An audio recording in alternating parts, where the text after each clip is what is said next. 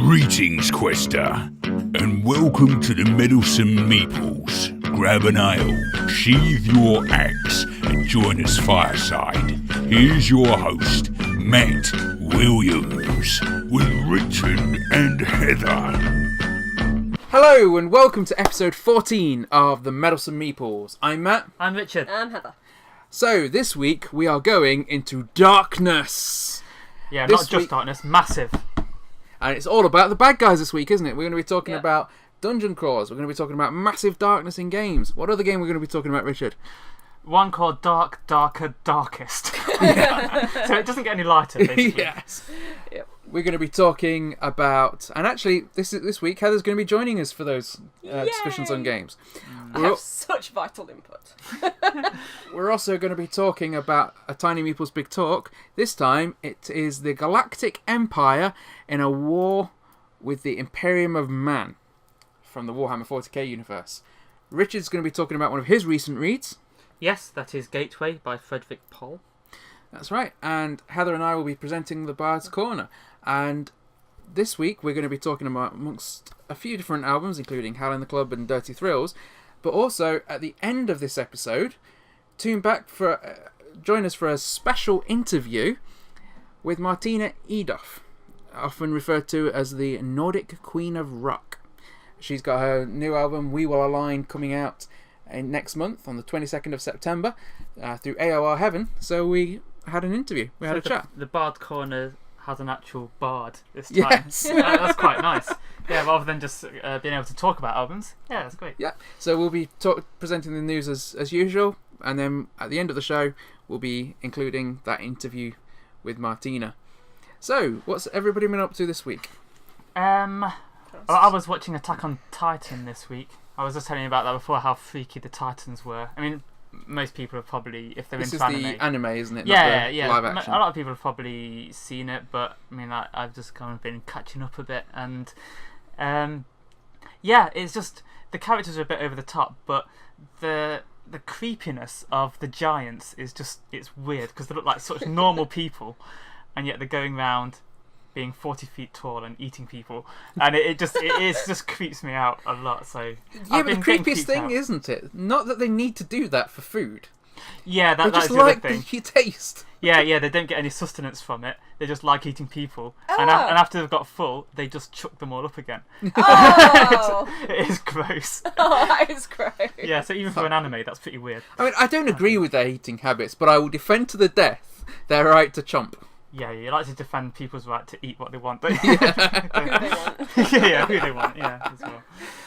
Right, I was just trying to stop the cat licking my beard just now. So that's what you've been doing this week. Yeah, that's a The same pretty thing we vital do thing, every yeah. night, Pinky. Yep, watching a lot of stuff. Tyrion's been going a bit crazy as well, hasn't he, today? He kicked a goose into a lake because it bit him on the foot. It just sounds like a football going. I did, splash. I did tell him off, but bear in mind he is like 4.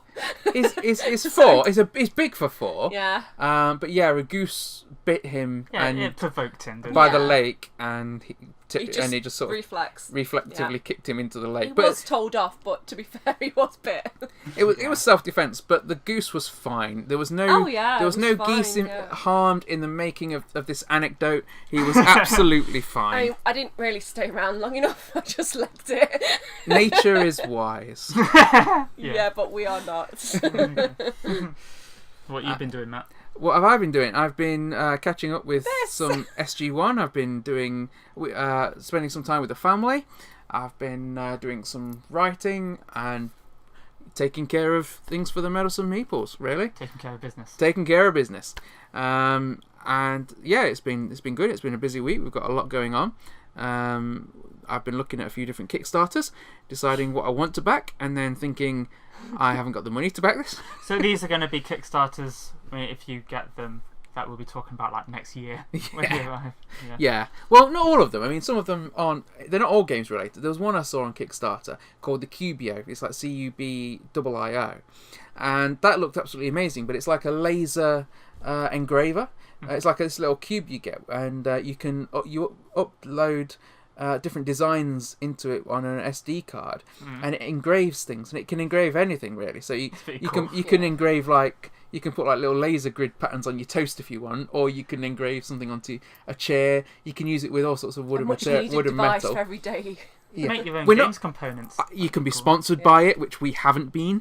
But QBO, if you do happen to listen to this, I don't mind if you want to send me a free one because they are expensive. But I was thinking it could be really cool for like my games chest to engrave little symbols on to do with the game. And also, if I really don't like somebody, I can engrave something rude on their car door. To us, I just have this image in my head I wouldn't. of like Matt's name over all his things in the house. This is mine. This is mine. It wouldn't be my name. It'd just be Perrin, don't touch this. Yeah, just going to be weird messages left all around the house. I'm going to find some cleaning the cupboard or something. Oh yeah, that would be I can tell you what I'm going to be doing next, because I mean this is the Friday we're filming on, and it's the day that the Defenders have been released, so I'll be off to watch that pretty soon.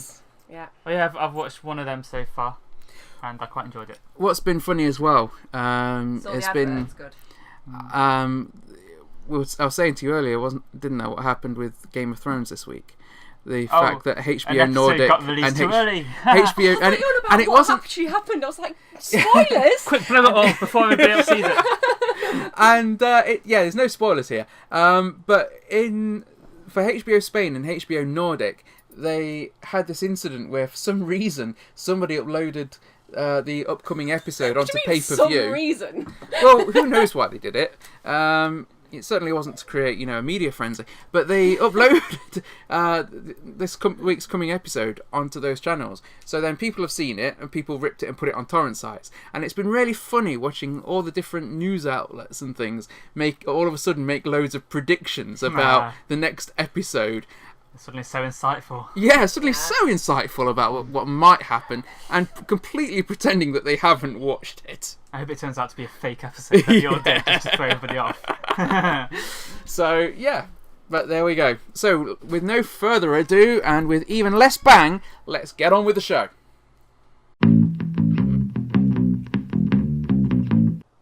So now, we're going to be talking about our first dark game of the week, Massive Darkness. That is a very inventive name. From Cool Mini or Not Games. Now, this was a Kickstarter that's recently been delivered in the UK, and we got to playing it pretty quickly, because this is one that I've been waiting for a long time. Now, Massive Darkness is very similar in its engine and the way it's designed to Zombicide. If you've played the Zombicide games, particularly I played Black Plague, and what I mean by that is you get one of these types of boards, which for our podcast listeners will be a picture of on our Instagram page. It's a little tray, isn't it? It's basically a little tray. And what you do, you get little pegs that you can put in that tray, and you just mark your position with those pegs to show what your current health is. And for example, put your cards on it. Yep, this peg's for your micro XP, which you use in story and campaign mode, and for your normal XP, which you use in normal scenarios. You've got a space to put your character card, and you've also got spaces to put your equipment cards and your armour. And it's just a really nice way of keeping all your things properly organised. Little character sheet. I prefer it to, a lot of games, you get your own, it's a piece of paper or card, and you put cubes on it or different things. And you kind of spend a lot of the game where it's not your turn making everything line up and look neat. Making everything look neat. Yeah. It's a lot easier to keep it neat, isn't it? And keep track of things quickly. You can lift it up for when you're having drinks and stuff. As well as that... Yeah, that's important. As well as that, you've also got your skill sheet, which you get a pad of for each different class, and you get to write your name, which hero you were playing with, because the way the game works is you get a character. So, for example, I chose Whisper. Now, Whisper was the assassin, and you get a shadow skill because the board is divided into lit zones and shadow zones, and certain skills are only able to be used or only give you a particular benefit when you're in the shadow zone, which is really cool. But she's got a shadow skill, she's got a special skill, which in this case gives her an extra movement point, but it will assign a recommended class that you use with that hero, but you don't have to use that, so you can mix and match for different combinations. But I decided to go with the Blood Moon Night Runner, which is the assassin. And as I say, on the skill sheet that comes for that class, you've got 5 different levels, and as you spend experience points to unlock certain skills, then you get to use those skills when the game is on certain levels. Now, just to explain what that means, each area of the board has a level from 1 through 5, and in level 1 you can use level 1 skills, in level 2 you can use level 2 skills, etc. So, when we're doing this as a campaign, and we've got like level 3 skills, we still won't be able to use them at the beginning of each quest. Is that true? Actually, no, that's a common misconception. What happens is that when you are playing this as a campaign, you don't start based on the normal level 1 zone. That doesn't say its normal current level. Oh, so you still start at that point, but the game itself, the level of the game, will start at the level 3. Oh no, I thought we'd have an easy ride. No, Of course not. Essentially, the game level will always be the level of the highest hero. So if one of your gang suddenly gets like a level 5 skill, and then everyone else is on level 1s, it's going to be set at level 5 for everybody. So don't be that guy. We're all looking at you, Matt. I don't know what you're on about. So yeah, this game's quite straightforward, isn't it, Richard? I mean, tell us about a typical phase.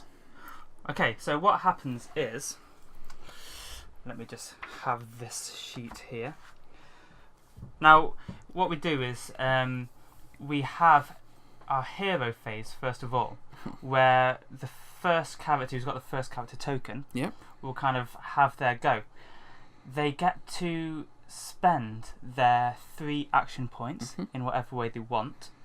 They can use it. They could use all of them for movement. They could basically run across the whole board if they wanted to. And they can pick up treasure, things like that, or you can make an attack.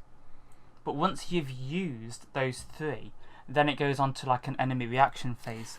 Only if you've attacked an enemy. Yeah, this is what I'm on about. So any enemy that you've attacked will try and attack you back, and it won't be anybody else. It will only be you, provided they survive the attack. Yeah. So if you basically, if there's an orc there, and you don't attack it unless you think you can kill it, because don't start something you can't finish. Basically, yeah, because he is going to turn around and he's going to be quite annoyed that you've just hacked at him ineffectively with a sword. And he'll turn around and kill you. And so that will happen, but yeah, like we were saying, if you've killed it or if you didn't attack one that time, then you don't have to worry, you just go on to the next hero. Now, once all the heroes have done their moves, then it goes on to a proper enemy's move. So they will get to actually attack whoever's the logically best one for them to attack, and it normally goes by XP, if like how much experience the heroes have got, unless there's somebody that's in the same space as them, in which case they'll attack that person. And we did end up getting pretty swarmed, didn't we? Yeah. Quite quickly, and that was fun. We did end up dying eventually, but we we did lose the first game, but we got quite a long way though, didn't we? Yeah, I was surprised at how many we actually managed to defeat. It didn't feel overwhelming. No. Sometimes you're trying to beat some monsters and you're genuinely thinking, let's just die. Yeah, we weren't getting bulldozed. We're not gonna do this, but it was fun. It was a lot of fun. Yeah. I mean, it's quite interesting because as I say, you get your phase and then they get to react, then they get their phase, but then after that you've got the events, haven't you? Yeah, so you draw an event card, and that might be a monster spawning, but it might be quite far away. Yeah. And that was quite fun, I thought, because like we were getting attacked by certain monsters. It was like goblin archers or something, wasn't it? But then like this massive not orc thing. It looked like a Balrog. I think it was this guy. Yeah. He appeared like halfway down the corridor, and he wasn't going to attack us then because he couldn't get to us in time. But we just knew that was in store for us.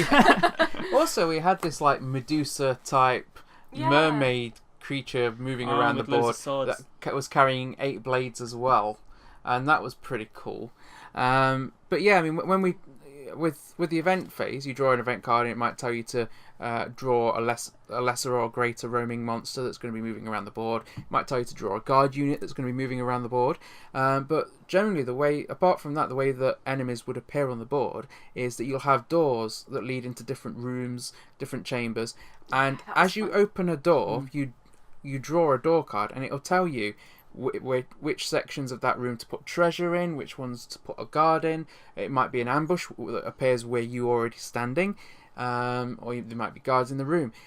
And when you draw a card, you'll draw a card based on the level that you're at in the game. So you've got not you. Yeah, so you've got levels 1 through 5 for the guards, and when you draw a guard, you'll also draw a treasure card. Now, treasure cards you might draw, what you draw when you take the little treasure tokens off the board, but you can also draw one for the villains, because basically that's giving the leader of that particular mob, because there's always going to be an enemy. Sometimes it'll be a mob of goblin archers, but they'll have a boss, which is referred to as a guardian, and other agents that appear enemy agents that appear are also referred to as guardians. And when they appear, they get a treasure, which can be a weapon, and then they can add that weapon's dice or effects to their own attack, provided it's an attack that they can use. Yeah, and that will all make a lot of sense, because if you've got a melee mob and you draw a melee weapon, that the leader gets that and he can use it and he can make melee attacks. So it's very straightforward. But the good thing about that is, when you defeat that mob, and you have to take out all the lower minions before you defeat the boss of that mob, when you defeat that boss, you get his treasure. Yeah, so you can get some pretty cool weapons there. And sometimes from like higher level treasure cards as well, because if it says, spawn a boss in level 3 and you're still on level 1, then you get a higher level treasure to collect. Yeah, after you've been hacking at its knees with But it is a nice incentive to be able to defeat it. And I think it's quite immersive as well. Yeah. Because like in our RPGs, if you like playing them on the computer or something like that, you defeat a boss and you might be able to pick up some of its treasure, and it's just nice that you get a random card and that boss actually uses it against you, and then you get to have it. And that's pretty cool. It's not just a congratulations, you survived. That's it, Your life is your reward. It is a nice way of doing it. There are some things that you have to be aware of, and that's making sure that when you're rolling your dice against the enemy, for example, that you are taking attacks against the mob as a whole. So if you roll 3 hits, you get to distribute those amongst the mob, provided they don't negate those with shields, things like that. So bear that in mind. Another thing to bear in mind is that when you're choosing or creating your character, as I say, we take your character and then you put a class with it, but you get to choose some starting equipment from a deck of cards. Now you'll choose a weapon, some leather armor. What you've got to think about is whether you're going for a ranged attack, a magic attack, or a melee attack. Why is that, Matt? Because, I mean, I'm not saying this happened to me, but, hypothetically, you might choose, Whisper, the Blood Moon Night Runner, the assassin. You might think, I'm going to give my assassin a short bow and stay in the shadows and shoot things, just because you normally play a dwarf who charges headlong into enemies and you fancy a little bit of a difference. And what you might find is that then you walk up to a door and open it, and you get ambushed by a bunch of guards suddenly appearing in your zone, and you have no way of fighting them, because you can't use certain range weapons will state on them that they can also be used at range 0, which is your own tile. But other than that, all of the range weapons have to be in tiles that you're not on. Yeah, and so when Matt opened this door, we were thinking, oh no, there might be some monsters behind this, but he's got his bow and arrow, he can just fire it through the door. Matt opened the door, and then creatures just came out from behind him. And they attacked you for like 2 turns before you managed to fight back. And the way I was eventually able to fight back is because they appeared there, but then inside that chamber there were a load of other guards that were spawned in there. And it was when they got to the tile in front of me, the other side of the door, I was able to shoot them with the bow, take out the leader, and then from that gained a melee weapon which I could use to fight. Because the problem is if you're in the zone with enemies and you haven't got a melee attack, unless you've unlocked a particular skill like the slippery skill, or unless you've got an ability like the wizard has, which is a teleport skill, you can't leave that tile while there are still enemies on that tile. So you can easily get boned. I'm not sore about that at all, are you? Not sore at all. It was a weird point in the game, that was. I do think it is. You survived. What are you complaining about? We came to the rescue. Any ambush that you walk away from is a good ambush. But I do think it's an oversight in the game design. And yes, I am blaming the game. But my reason for that being is that if you've got somebody who is an incredibly skilled assassin, they're going to have some competence at hand-to-hand skill. They're not going to rely totally on ranged. Incredibly skilled. Too powerful, you were on level 1. Yes. You weren't incredibly skilled yet. And like you say, later on in the game, you would have been able to get out of that. That's right. Let it go. Just let it go. I'm not sore. But that, that's the that. I do think I was carrying a bow and arrow. I should have been able to at least hit one of the goblins with my bow. We saved you. You were flailing around. And then we came and rescued you. It's fine. But this is why I usually choose the dwarf. But there we are. Never mind. I went for the assassin. Yeah, Heather was a dwarf. Yeah. That was cool. The dwarf did rock. Look, pretty cool. there are some pretty cool miniatures in this game. We'll say miniatures. Some of them are massive. That's huge. Some of them are several times the size of the actual hero figures. I actually thought that a lot of these are very well detailed. I mean, I expect that from a cool mini-not game anyway. But some of these are just absolutely fantastic. And we didn't play with many of the Kickstarter accessories. The only ones we used was the chests. We used the proper chests, the little... They were great. And there is loads of treasure in this game. Yeah. And the doors. The doors. We used proper doors instead of door tokens. So we got little doors that actually you could open up and stuff. And that was pretty cool. But we have got a ton of different... miniatures that will come, and this giant ogre that's standing here is from one of the Lightbringer Pledge Kickstarter exclusives. But there are a ton of different enemy boxes that you can get, like ratlings, troglodytes, tons of different things that you can get to add to this. So we could really be playing this probably for a year without having to think about adding any more to it, because we did get the all-in Kickstarter pledge. But there is so much variety, I think, with this game because of the amount of different enemies that we're going to face and the different skills and bonuses that they've got. So I'm really looking forward to getting into a campaign. Now, we did the tutorial, we did the first quest, but I'm really looking forward to going back and maybe redoing the first quest, because we didn't complete it the first time. And kind of have to. You're not taking my dwarf off me. No, I'm staying as Whisper. I like my little assassin. And I'm this Gandalf type guy. He's got the staff and the sword. He's cool. He is really cool. I have to admit, one of the reasons I wanted this when I first saw it was I thought that miniature, Elias, the character's name is, he just looks like Gandalf. So yeah, they've not even tried to hide the fact that that's Gandalf. As games go, I mean, compare this to other dungeon crawlers. I would say I actually think it's much more immersive than, say, the Zombicide games. Comparing it to something like Descent. Yeah, I'm not really sure how. Descent. I really love the phase between the quests where you're kind of shopping at the village and stuff. That seems really cool. But what we haven't really done that. But you do get that in this game. Yeah, that's what I was going to say. We haven't done that yet, so I don't know how immersive it will feel in the long run. Yeah. Because that's the most important thing to me about these games. But so far, and just looking at all the minis and everything, I think it is going to be pretty epic. It's just, I like the Descent app, and I was a bit worried about going from a game that's got an app to one that hasn't, but it has felt very kind of organic the way it's worked. Because they run like in the app, but they're not controlled by the app, but they are controlled by the game, so it's still cooperative, and they're following like a predictable path a lot of the time. And the fact that you draw a card and then see what the monster is. Yeah. That feels very similar to just something popping up on the app. Yeah. So there's not that much work in controlling what the enemies do. So you do still feel like it's just us against the game. So this one, I'm highly recommending this one myself. This is Massive Darkness by Cool Mini-not Games. For the darkness is massive and full of terrors. Tell us what you think in the comment section below.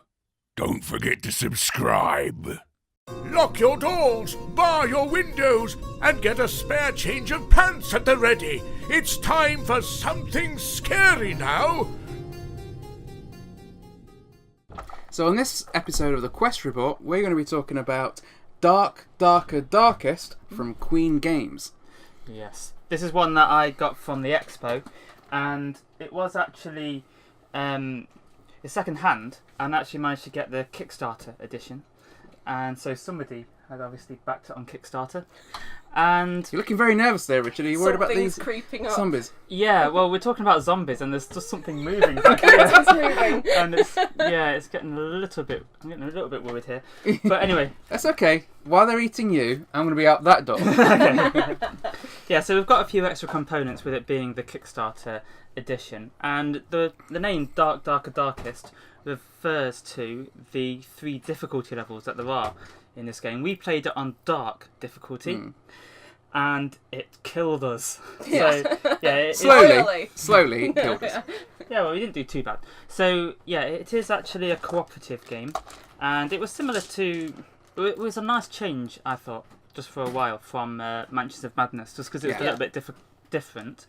But the scenario is that there's been a zombie apocalypse, and we, the characters, have come upon this... come to this house where this professor lives, and he had something to do with it happening to begin with. So you build the house using these tiles, and when you enter the house, you start exploring it, and most of the game is to do with trying to search rooms without making enough noise that these zombies will come and get you. Because they are attracted to noise. Yeah, the zombies spawn pretty much every round, and they can be in quite large groups, can't they? Yeah. Sometimes there was 6 turning up at once. It's not fair. Yeah, so...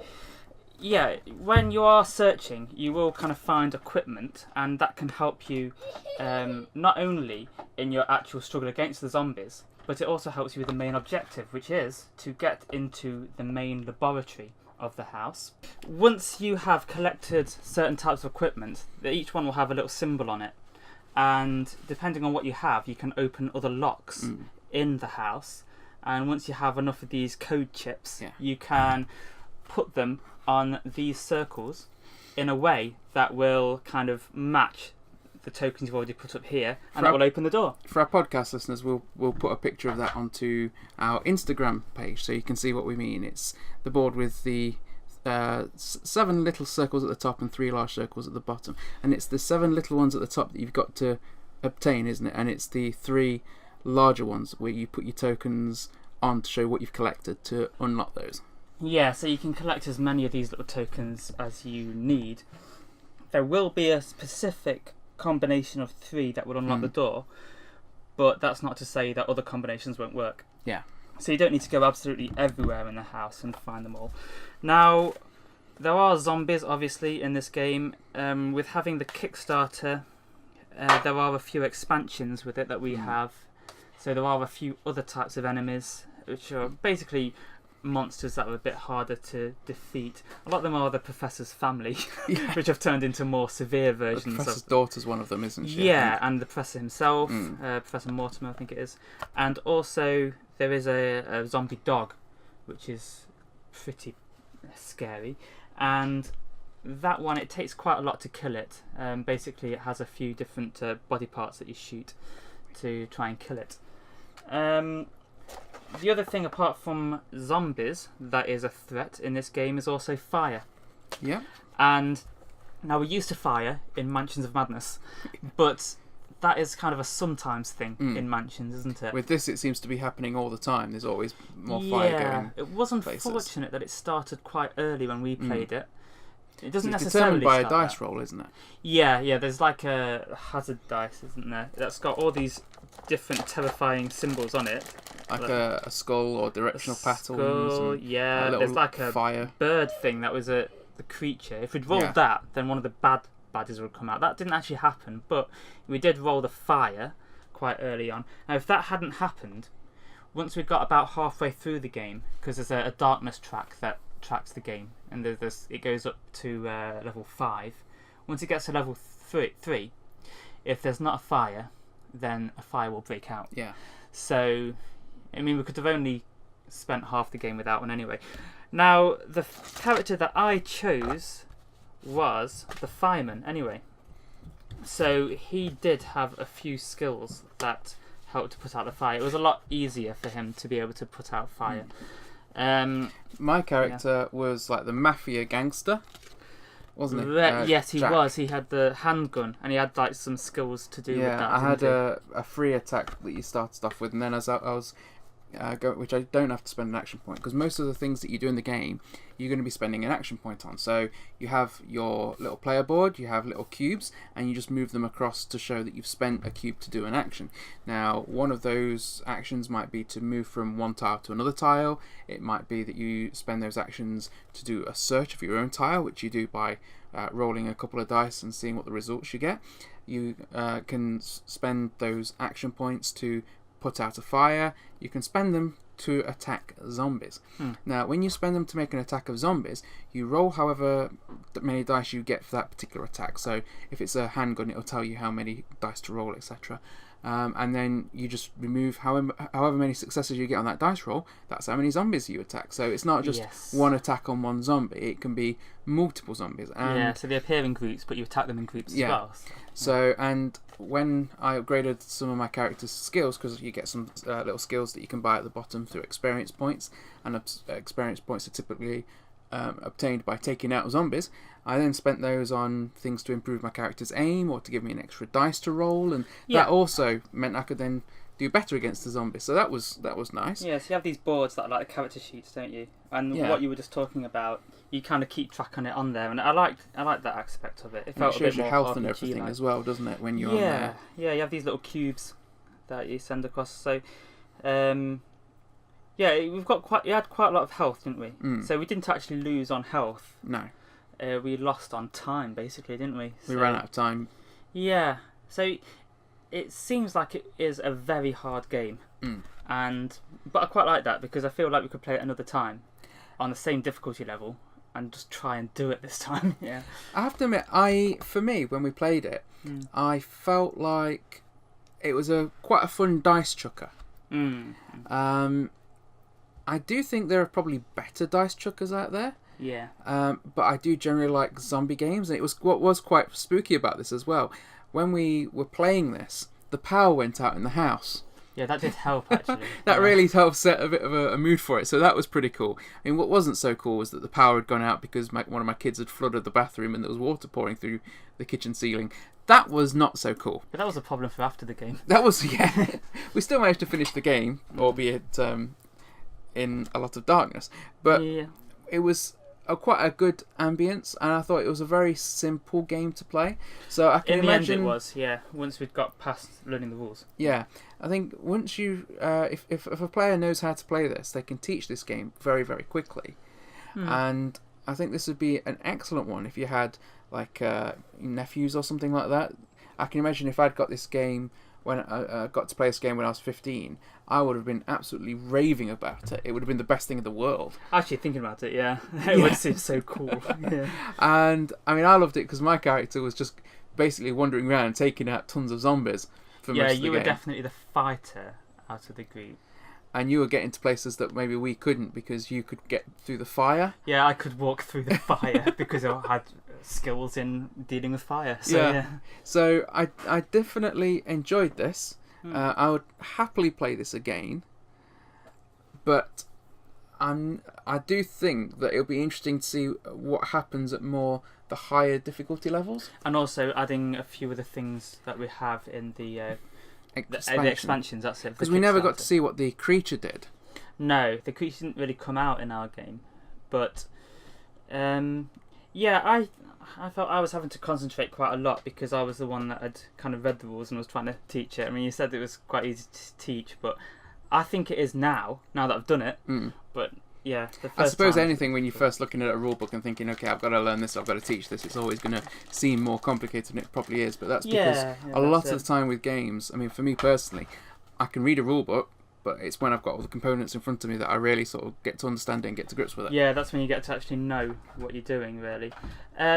One thing about it is I really like the components, but I think some of them are a bit overly big. Like, there's this sheet that is the action... I can't remember, the action tile, something like that. It tracks basically what's happening in the game. Activity board. Because when your player does something, then the zombies get to react after they finish their turn. So this helps track that, tracks what stage of the round we're on, which round we're on, all those sorts of things. Yeah, it just seems like most of the table was taken up with these various things, like the code one, our character sheets, and... Well, even our character sheets, they were good, but they could easily have been smaller, couldn't they? Yes, Yeah. So, but I do like all the kind of artwork on them. They do seem like they're very in keeping with the theme, I think. And it is nice to have things like this, rather than just having to kind of remember what's happening, or there being something on the main board that you see to kind of keep track of things. Like, it's all in one place, and it makes it all quite easy to follow. So that was pretty good. But yeah,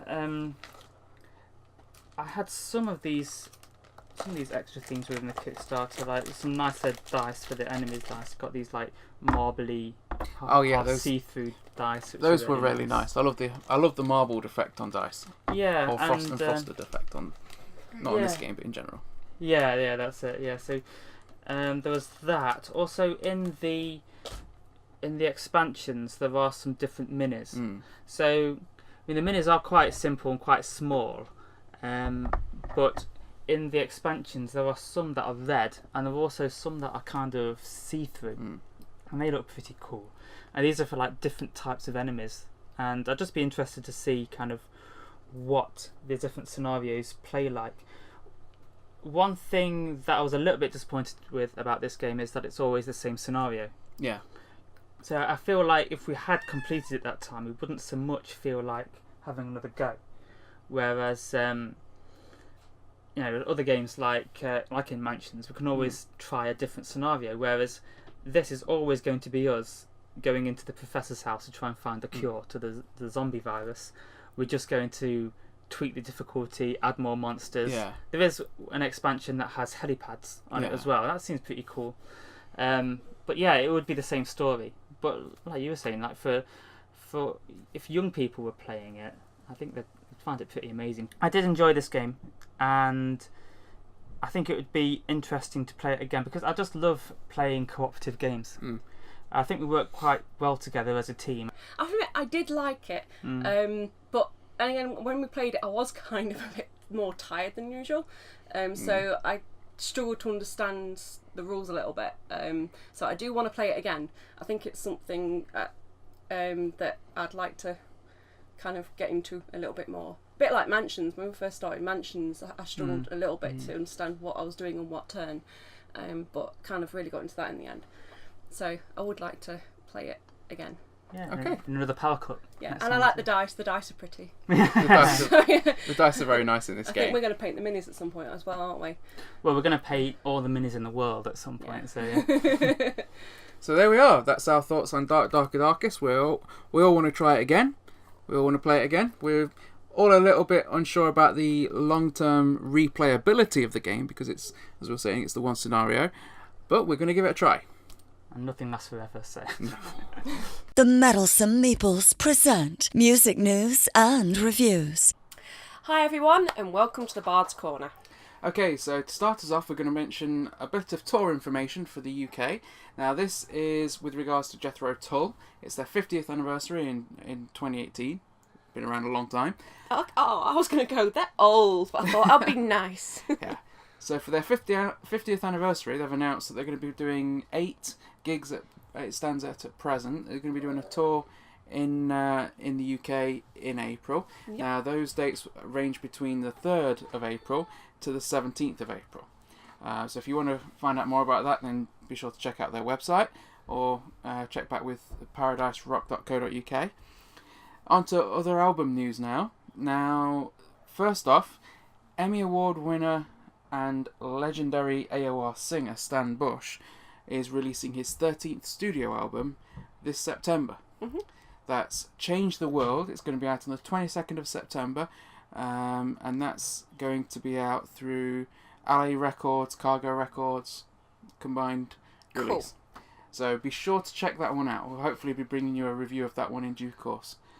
Heather, you might not be able to see right now, but Heather's smiling because apparently the way I wrote Stan Bush has a new album out on our notes looks like Satan has a new album out. No, it says.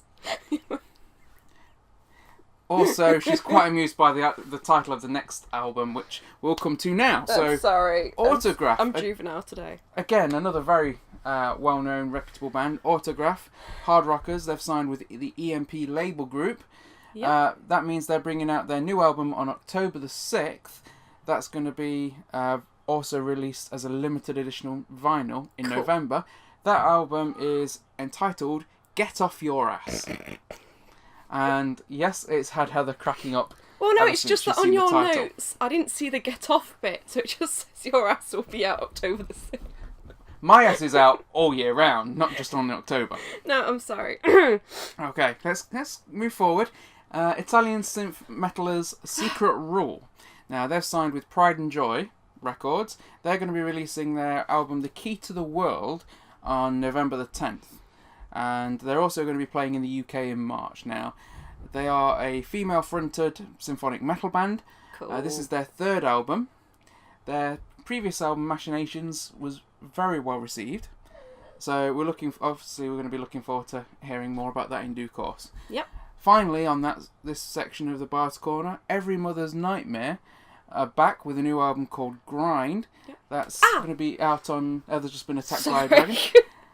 Don't headbutt a dragon! But too much sugar!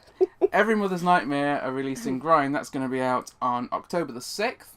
That's going to be via High Vault Music. Yep. I've got one of their previous albums, actually. It rings a bell. Waking Up Screaming. Yeah, I quite liked it at first because the vocalist kind of reminded me of like a little Alice Cooper. I think I remember you saying Alice Cooper's really little anyway. Well, yeah, I know what I meant. It was not in appearance, but the vocals just had a bit of a Alice Cooper sound going on. So yeah, that's one to check out. So on to the album reviews now. 2 albums to talk about this week. The first one is Hal in the Club and their album See You on the Dark Side. Now that's out on the 15th of September through Frontiers Music SRL. This is their 4th album. It's not what I expected when I listened to it because I knew 2 of the members of the band. Dave, also known as Damner, from Elven King. Elven King are a very, very famous folk metal band, power metal band.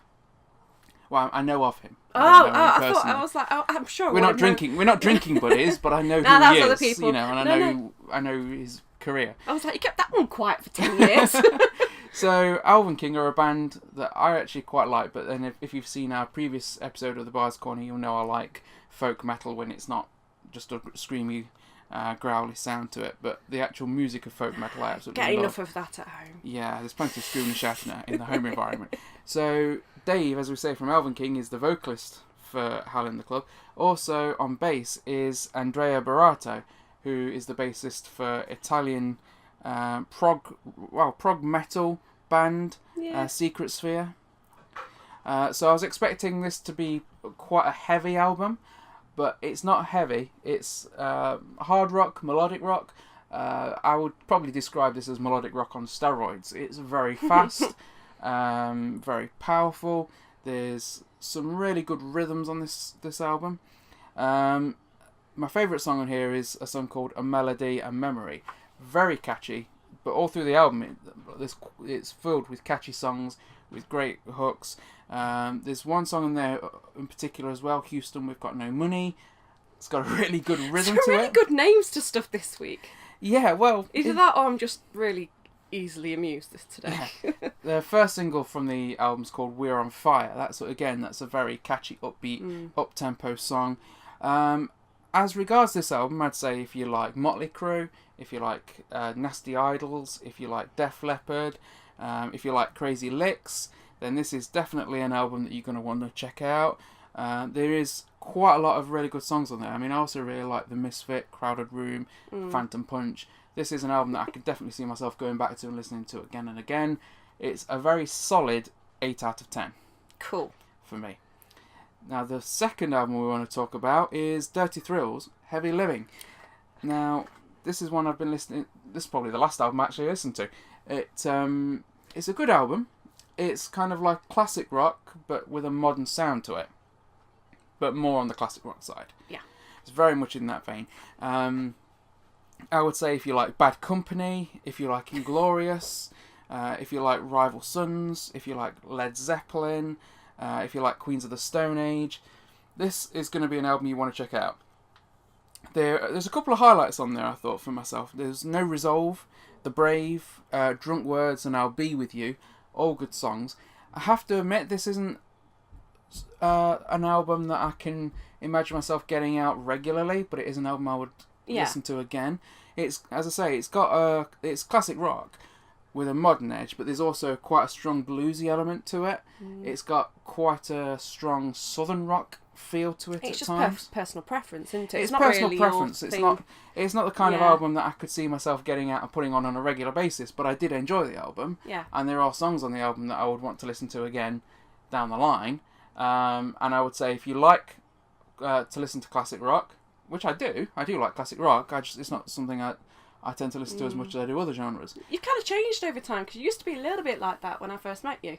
You liked a lot of the more classic stuff. Well, I've always listened to classic rock. Got more folksy in your old age. My interest in folk metal's grown. I was always a big fan of melodic rock, AOR, and power metal, symphonic metal.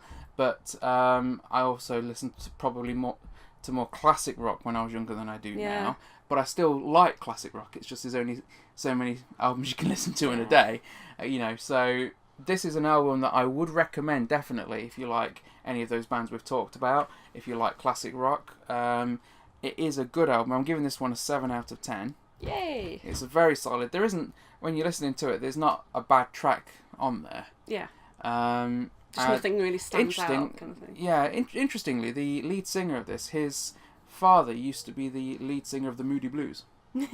So, as I say, you can draw from that what you will. I wouldn't say that necessarily reflects on the album itself, but who doesn't like a little bit of trivia? Yeah, I was going to say a bit of trivia. Now, as well as this, we also last week, I sat down with Martina Edoff. Yes. To talk about her upcoming album, We Will Align, which is going to be out on the 22nd of September.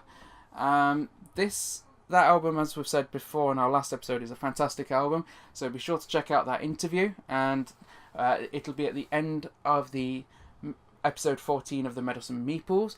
It'll also be released on Thursday the 24th of August through the Bard's Corner Music News on its own. So there'll be a couple of ways you can check that interview out. Be sure to have a listen to that. Let us know what you think.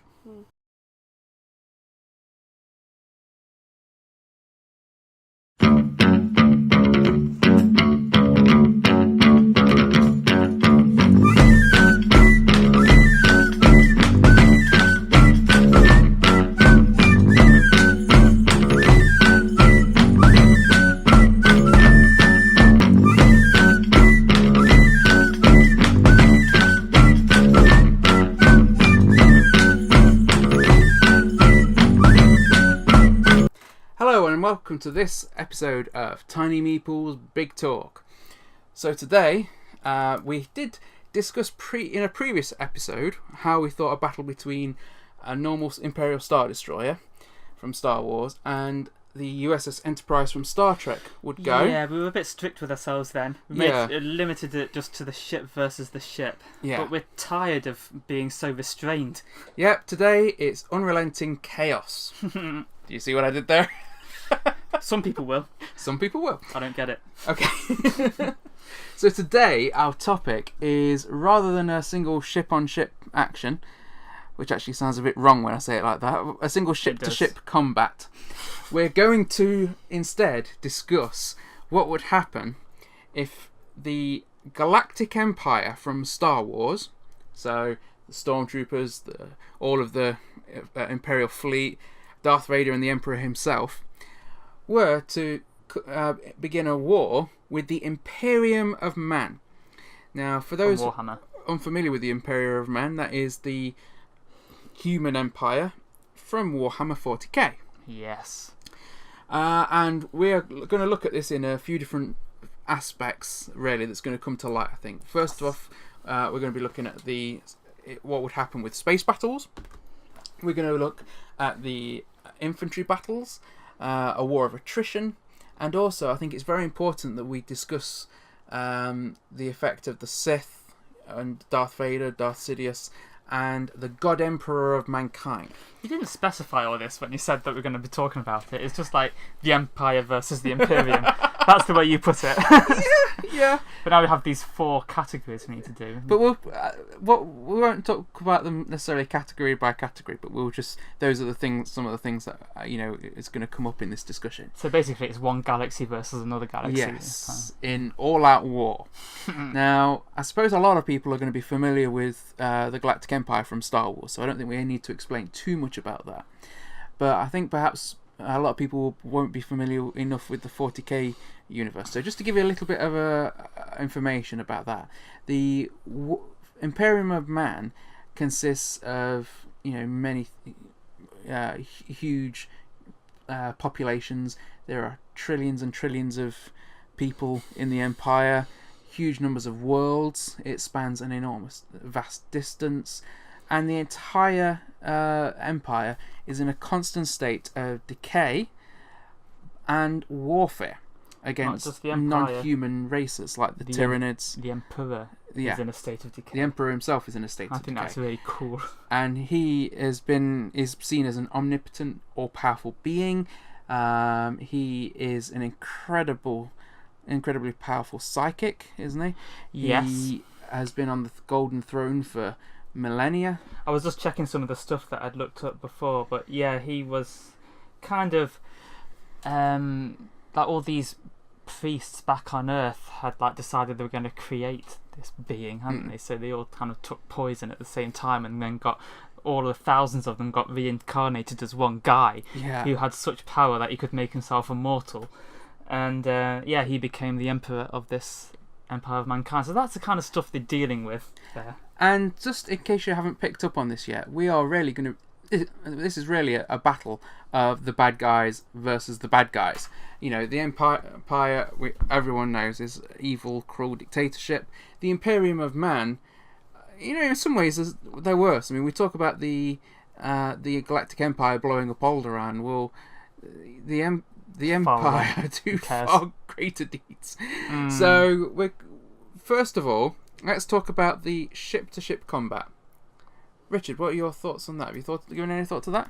Yes, I was looking up quite a lot about the Imperial Navy. No, not Imperial. The Imperium Navy, and their ships looked massive. Like the biggest one seemed to be 5 kilometers long, and there seemed to be a lot of them as well. I was just trying to look up the word again, but the Empire seemed to be divided up. The Imperial Navy seemed to be divided up into these 5 different sections. Each one had like an admiral over it, and it seemed like there would be a lot of very big ships that were kind of being controlled there, and I think that the Empire would really struggle. I think generally a lot of what I'm going to say is that the Imperium would wipe the floor with them, with the Empire, but there has to be a lot of talk about how exactly. I mean, if the Empire had a fully operational Death Star, which sometimes they have a fully operational battle station, then they could just be taking out one of these massive ships one at a time, and that would probably turn the tide of battle quite a lot. I don't think it would, actually. Yeah, but it just depends. Yeah, but that would just be in that one skirmish. But then they'd just be getting battered in other parts of the galaxy where the Death Star isn't. I mean, obviously we can't, be too detrimental about the Imperial Navy, because they have won great battles. They've dealt with rebels at times. They've gone through quite a lot. However, the Imperium are in a constant state of warfare against, really terrifying creatures like the Tyranids, the forces of Khorne, the Chaos. They've got the Necrons to deal with. There are so many more nasty things that the Imperium are constantly fighting against, and part of that means that they've got to have powerful fleets. Now, for example, let's take the Imperium and say, right, there's 20 chapters of Space Marines. Each one of those chapters has their own fleets. That's separate to the rest of the Imperial Navy. I think ships alone... Internal politics. Yeah, ships alone, I think the ships of the Imperium would outgun the Empire. Mm-hmm. They have greater resources. I'd say the only thing that the Imperial Navy of Star Wars would have over them is their hyperspeed. Now, for those unfamiliar, run away. Those unfamiliar with the Warhammer 40k universe, they use a different method of travel to the faster than light hyperspeed. Use the Star Trek one. Well, they use a really terrifying version of the Star Trek one. Yeah. They have warp drive, but it's not warp drive like they have in Star Trek. For them, they are not using the warp drive, they are travelling through the warp. Now, once you go into the warp... It's full of monsters, isn't It's full of horrifying monsters. You know, the forces of chaos are there, and unless they've got a good psyker to help navigate the ship, then the chances are they've got like a real strong chance that they're not going to come out of the warp alive. Not only that, but they don't know how long they're going to be in the warp. So they might think, right, we can go from this planet to this planet, but they could arrive, because it doesn't obey the normal laws of time, they could arrive like 1,000 years in the future. They don't know. But you do know that, you know, every time you go into the warp, you stand a more than likely chance of being destroyed. But this is the thing about the Imperium. They know that that's incredibly dangerous. They know that their ships might not turn up. They know they might get destroyed. So they just send enough ships that it doesn't matter if half of them are destroyed. Right. It doesn't matter if only a third of them make it through to the other side. That's the kind of manpower and resources that the Imperium has. It's quite nihilism as well. It is, but one of the things about the Imperium is that every soldier in there knows that they're going to die at some point, because they're not like paid soldiers like in you know many of the Empire. They are conscripted, and they know they're going to live and die in uniform. Yeah. So, but also they believe that they've got this party in the Empire, is it really? But they are not afraid of their God Emperor in the way that Stormtroopers would be afraid of Vader or the Emperor Palpatine. Yeah, it's they not just rotting. No, they just believe that he's this all-powerful creature that's watching over them. So they've got this like belief in this divine power that helps them with morale. But yeah, so it's a very different way of travelling for the two ships. However, that means that really a good navigator on an Imperial Star Destroyer can find his way 99% of the time, probably, if not more. So, from that point of view, you have to give that aspect of the space battle to the Star Wars forces. However... They know when they're going to get there. Yeah. But other than that, I think every part of that space battle is going to go the way of the Imperium. And if they manage to get Space Marines onto the Imperial Star Destroyer, it's game over. Yeah, well, we'll just talk about the infantry in a minute. But... yeah, the one I was thinking about was the Retribution class battleship, and that one just looks terrifying. And this chart that I've got here, I mean, it stops at 5 kilometers. It looks like it's a little bit longer than that, actually. But yeah, then one down from that, you've got the Dictator class cruiser, and then the Dauntless class light cruiser, but this Retribution one, I think that would just be laying waste to the Star Destroyers. I think it's bigger and it's got more firepower, but like I was saying, like one shot from the Death Star would kind of take out one of them at least, but they need to wait for it to recharge and then like fire on another one. So, but the trouble is, like, if the Imperium were to bring out a whole fleet into there, they could have like 70 of these things. It's not just that though. I think the Imperium have ships as powerful as the Star Destroyer. And they have more than one that are fully operational for a much longer period than it takes a farm boy to kill. Do you mean the Star Destroyer? No, I mean the Death Star. They have like they've got their own like fleet, and the ships look so cool. They're very gothic looking, aren't they? They look evil. They do have massive ships that are bigger than anything that the Empire would have. They have ships. I mean, you think about, for example, the Emperor Palpatine built a space station specifically to be able to destroy a planet. Yes. The Imperium can do that with a single ship. So you look at that from that point of view, you think, well, actually, these guys don't need to build a specific planet killer. most of their ships are planet killers if they have to Yeah, it's weird. be. So I do think that even if they had a fully functioning Death Star, I don't think it would make any difference to the tide of battle. It's like in the old Star Trek when Kirk suddenly started talking about General Order 24, which is to like destroy the whole surface of a planet. It's okay then, so the Constitution class can do that. And you realise it's for all intents and purposes, like all starships are pretty much overpowered, and I mean just generally having enough energy to be able to go at superluminal speeds, you're going to be able to destroy most things. Yeah. And yeah, I agree with you about the ships from the Imperium are definitely going to be able to destroy the Imperial ships, and I think the Empire would have to pull some pretty amazing feats of hyperspace to be able to even come close to that. I mean, and the Empire gets destroyed by Ewoks sometimes, so... Well, this kind of takes help. me on to the point about the infantry. Yeah, let's talk about infantry now. Well, let's talk about how the fact that stormtroopers can get killed by basically little cuddly teddy bears. Yeah, right? Because before I was thinking about how they can never shoot the heroes. Yeah. That's a classic thing of stormtroopers. But then, maybe in Rogue One, it became a little bit more like to the fore, the fact that even if you're not a Jedi, the Force can be with you, and the Rebels do talk about the Force being with them all the time, and there is a certain aspect of that helping you just be a little bit more lucky when you're in a battle.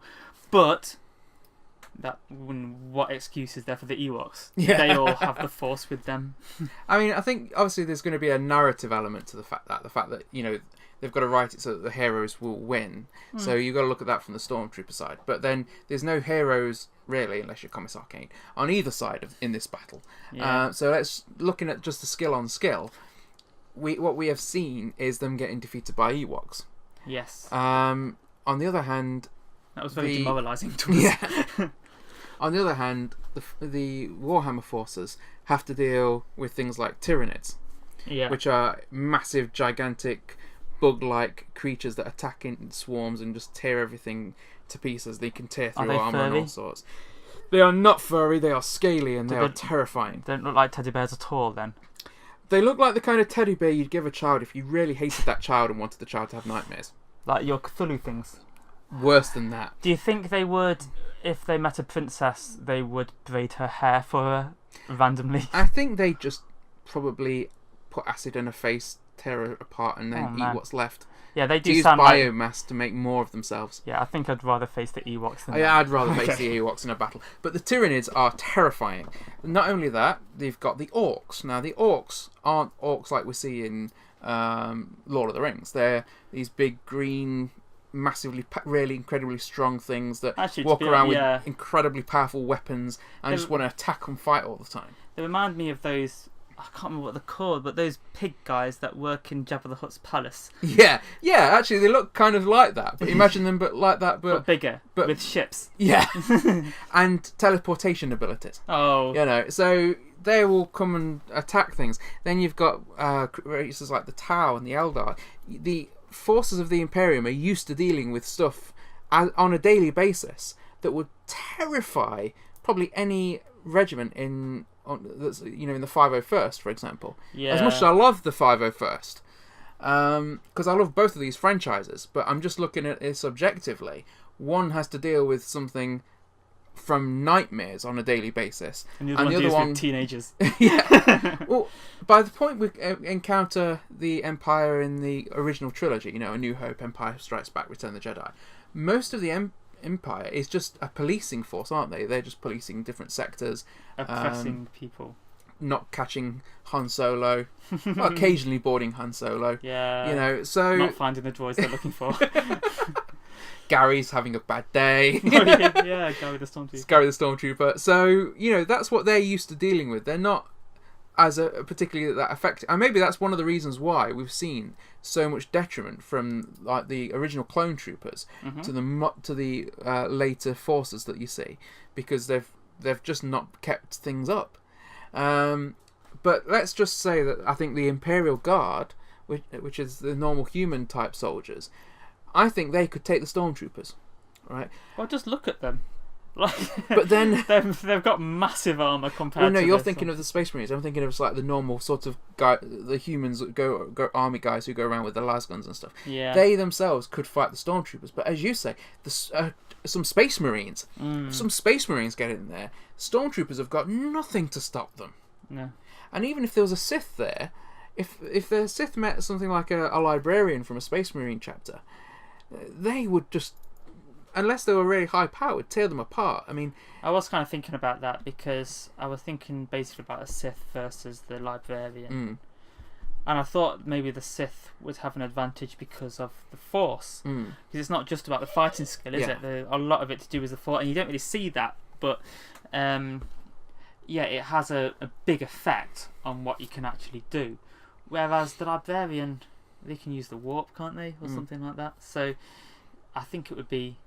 I don't think the Force would give you that much of an advantage, really. I think you've got to think as well is if you're looking at this from an Empire versus Empire scale, how many Sith are they? 2. Compared to that was a really bad policy. Yeah. Compared to how many Space Marines there are. So as soon as you put some Space Marines on the planet's going to fall. And if the Empire tried to launch an attack on a Imperium world, you got to think that most of the worlds of the Galactic Empire have like small, again, like police force type red detachments, don't they? Whereas every world in the Imperium has its own army. They're ready, its own ships in its fleet usually. So yeah, things aren't looking good for the Empire. It seems like they're walking all over them. So then let's think about Darth Vader and Emperor Palpatine. Yeah, like Emperor Palpatine. Just lightning shooting out of it. Because I think you've got to think about Emperor versus Emperor, because Emperor Palpatine is obviously very powerful, is a living weapon. But compared to the God Emperor of Mankind... He's dead. Well, the God Emperor of Mankind can warp reality. Yeah, he's kind of got this big mind thing that's not really attached to his body. It's essentially him that's stopping the Chaos Gods from breaking through into the Imperium constantly. I mean, it does happen guys who play on Chaos in the old world. Yep. And they're pretty scary not guys. Those guys specifically, because that Chaos in the old world is Warhammer Fantasy, not Warhammer 40k. But essentially, it's the same sort of things. There's guys of similar scariness. Yes, like Slanesh. Khorne is the terrifying one, obviously, and you don't want a chaos infestation. No. And organised. That would go through probably a galactic world in no time at all. I really don't think they've got anything that could stop that apart from an army of powerful Sith. Which they don't have. But they can send in the Space Marines and they can cleanse that world. So again, just showing the difference in power. But compared to the powers of Emperor Palpatine, the God Emperor of Mankind is so much more powerful. He wouldn't even probably notice. I mean, he's got armies of psychers, sanctioned psychers in the Imperium that work for him. That have different powers, different abilities, can do different things. Some of them are assassins, some of them are navigators, some of them are all sorts of different things, but they are there primarily to help fight the forces of chaos. Yes. And the God Emperor gets like thousands of them basically fed to him to keep him alive. Yeah, that's what, I didn't quite get it at the time.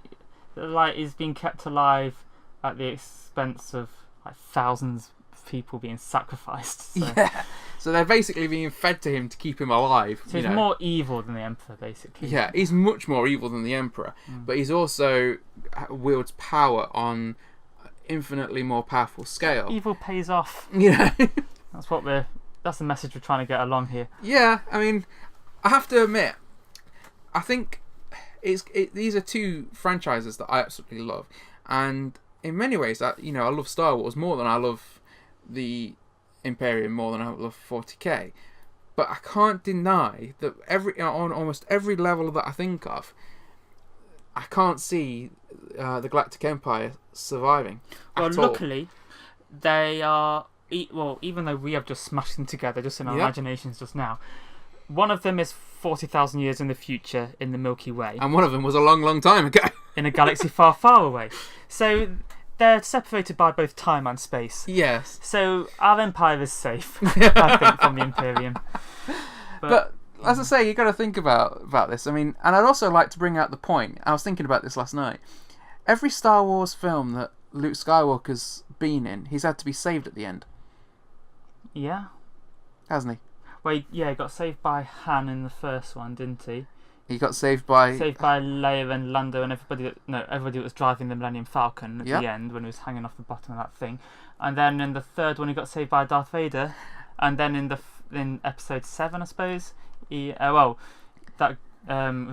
went and gave him his lightsaber at least. I like to think she's reaching out. She's saving him on an emotional level. Where he was just about to jump off that. And I mean, to be fair, it wasn't all in his power. But in Revenge of the Sith, he was saved by Obi-Wan by taking him away. So I forgot about him. He was a helpless baby. He was a helpless baby. Yeah. But consistently, every film that Luke Skywalker's been in, he's had to be saved at the end. That said, I am a huge fan of Mark Hamill and a huge fan of Luke Skywalker. Well, what was your point there? I don't know, just a random thought that I was... These are the kind of random things I was thinking about. But I think that's a good aspect of it, though, because it's like teamwork, isn't it? Mm. It's like you can't say that he's just the hero that's been saving them all, like defeating the Empire on his own. Did it with his friends, and that's nicer. So I think we're both pretty clear on the end of this one. The Galactic Empire versus the Imperium of Man. It looks like the Imperium stomps this, doesn't it? Yeah, they did. I wish it had been closer, actually, so there'd be a bit more of a discussion about it. But... Well, funnily enough, when we were thinking about the Star Wars Star Destroyer versus the Enterprise, it was really difficult to know how to call it because it was so close. This, everything I looked at pretty much, the one advantage that I thought that the Empire had was that they'd be able to run away better in their ships. Yeah. That is literally it. Every other thing that I look at, the more I think about it, whether it's the equipment for the ground troops, I mean, we've not talked about like the big vehicles like the Walkers and the AT-ATs, but then everything that they have, the Imperium has something bigger and badder when you look at it. And there's just nothing I can see here. Yeah, I was wondering about the AT-ATs, but then I remembered some of the things that Matt's got in this cabinet for the Imperium. They're pretty bad vehicles. Yeah. You know, however we break this down, it looks like the Imperium stumps. Luke Skywalker needs to be saved at the end of every film. But he's the enemy of the Empire, so who cares? Yeah, and I love Star Wars. I love Star Wars too. I don't know much about Warhammer apart from all the research that I've been doing for this, and just generally over the last few years, I've kind of absorbed a lot of information about it. I mean, from 40k games that we've played. And sometimes to plan these podcasts, we'll go to Warhammer World for a drink, and that's always very enlightening. But yeah, I like the idea of the Imperium, but I really didn't like the fact that they would stomp all over the Empire, but I just have to go with the facts, really. Yeah, because you're more of a Star Wars fan. But I would say, if I had to choose one of these two universes to live in, I would choose the Galactic Empire. Oh yeah, hands down. I mean, definitely. Who wants to live in the Warhammer 40k universe? You'd have to be psychopathic. Even if you're under the Empire, like Jin said, if you're under the Empire flag, it doesn't matter if you don't look up. Yeah. So there we go. Imperium of Man stumps. Everybody be scared. I don't know who you are, but we're the Meddlesome Meeples, and it's time to talk about books. A very particular set of books. So now on Tone Talk, Richard is going to be talking to us by the novel Gateway by Frederick Pohl.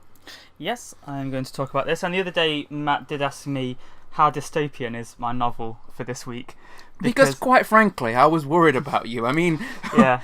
if we judge a character based on their reading habits, we could worry that you were, not happy, and I was getting concerned emails. Yeah. Well, don't judge a person by their book covers. Yeah. But I said at the time it's not.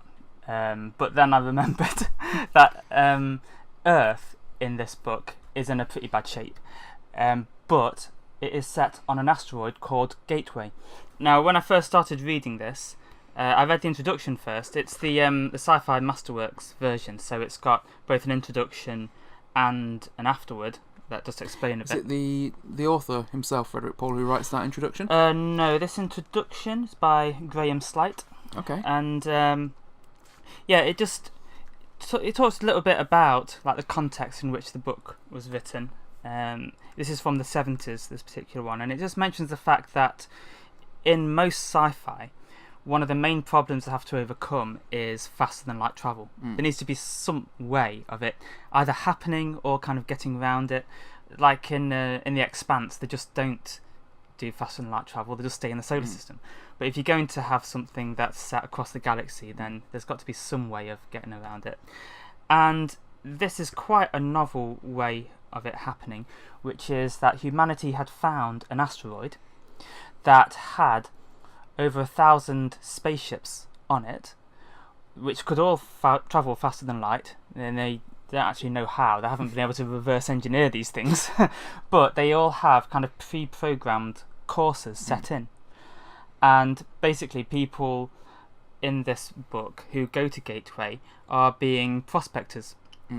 So they have the chance to pilot one of these ships, like use one of the pre-programmed codes that are in it, and just see if they get anywhere that, like, they try and find artifacts or interesting things that they can bring back, and they just hope that they will come back, because some people haven't.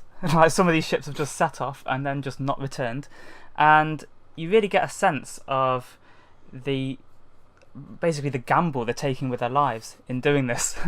And yet they're doing it basically because they need the money. They can get a massive payoff if they do. It's interesting because as soon as you said to me that, you know, they get around the issue of faster than light travel by finding all these ships on an asteroid field and they don't know how they work. At first I thought, is this just a cheap way of dealing with that issue, and that's just a little part of the story, and really it's about something else. But it's actually kind of interesting, the idea when you turn that around, that they find these ships and the whole story is about them going who knows where to explore. I mean, that's a much more interesting story to me.